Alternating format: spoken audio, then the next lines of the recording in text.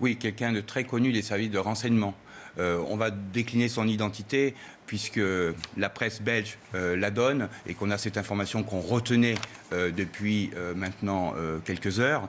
Donc la personne qui a été interpellée s'appelle Abdel Ramad Ameroud. C'est quelqu'un qui a plus d'une quarantaine d'années, qui a été condamné en 2007 à Paris dans une affaire d'acheminement de combattants en zone afghano-pakistanaise, mais dans une affaire très ressentissante, puisqu'il avait participé, il avait apporté un soutien logistique aux assassins du commandant Massoud, qui était le commandant qui, à Kaboul, bien luttait contre le terrorisme, qui avait été tué en 2001 par des faux journalistes tunisiens avec des faux passeports. Eh bien, cet Abdelrahman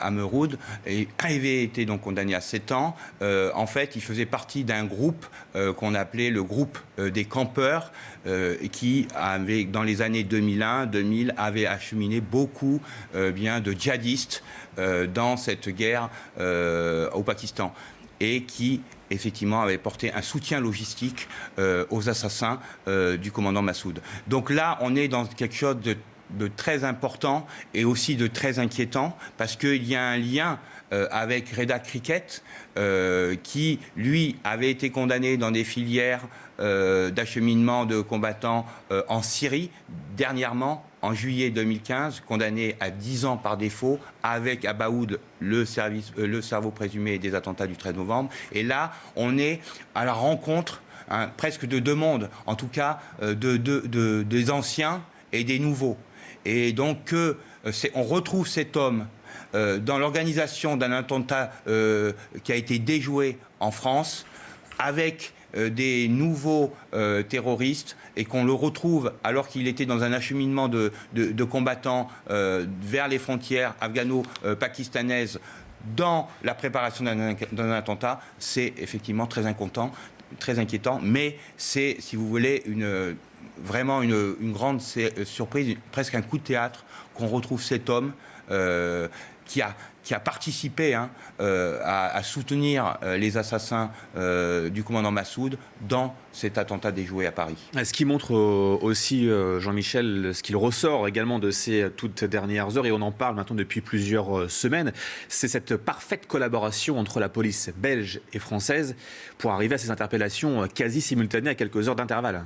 Écoutez, on savait depuis jeudi soir, puisque je le disais à l'antenne, et c'est vrai qu'on était prudent et qu'on a évité de donner un certain nombre d'informations qu'on avait, notamment concernant l'identité de Reda Cricket, qu'on n'a donné que vendredi matin, parce que justement, on savait que il y avait des opérations en cours en Belgique, qui devaient avoir des interpellations. Et effectivement, vous savez, il y a une coopération en ce moment d'enquête. 5 enquêtes communes entre la Belgique et la France, liées à des attentats à la fois en France et à la fois en Belgique. Pour ne citer qu'une, c'est l'affaire Némi Nemouche, qui lui avait été, qui est soupçonné d'avoir fait cet attentat au musée juif de Bruxelles. C'est une des enquêtes communes, puisqu'il avait été arrêté en France et puis on l'a remis aux autorités belges. Et donc là, il y a une enquête commune. Et puis il y a aussi des enquêtes communes sur les filières djihadistes. Oui, il y a une coopération qui fonctionne, en tout cas qui a très bien fonctionné visiblement dans cette affaire d'attentat déjoué à Paris. Ça veut dire aussi concrètement, Jean-Michel, François Hollande le disait hier, ce commando de Paris, de Bruxelles, quasiment tous et toutes arrêtés. Il pourrait y avoir aussi encore quelques interpellations dans les prochaines heures. Il faut là aussi s'y attendre. Écoutez, en tout cas, là, il y a une enquête, il y a un pas très important qui a été franchi avec l'arrestation d'Abdelrahman Ameroud. parce que on est évidemment, on sait on avait retrouvé beaucoup d'armements, des Kalachnikov, des armes de poing, de l'explosif, TATP, et donc du TATP qu'on retrouve à la fois dans les attentats du 13 novembre et les attentats de Bruxelles, et qu'on retrouve là dans cet attentat des jouets. Donc il faut s'attendre, évidemment, le mot employé par le président François Hollande n'était pas le mot forcément approprié, anéanti. Ce réseau n'est pas encore anéanti, puisque 4 personnes sont actuellement recherchées, dont Mohamed Abrini, qui était aperçu en compagnie de Salah Abdeslam 2 jours avant les attentats sur l'autoroute en allant en France. Donc anéanti, c'est pas vraiment le mot.